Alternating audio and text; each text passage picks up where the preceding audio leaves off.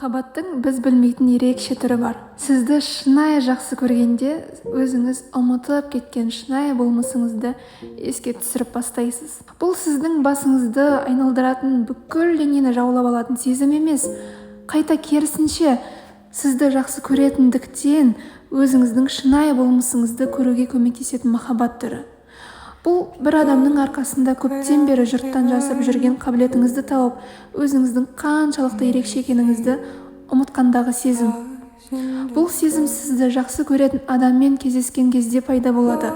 Ол сізді өзгертуге немесе жаралауға тырыспайды, және сіз оның қасында өзіңіз жақсарып жатқаныңызды сезінесіз. Сіз ешқандай рөлге ойнамайсыз. Сіз шынайы өзіңізге айналасыз. Сіз өзіңізді және басқа адамды сүйе бастайсыз. Өйткені дәл осы махаббаттың арқасында өзіңізді қазып алуға көмектесесіз.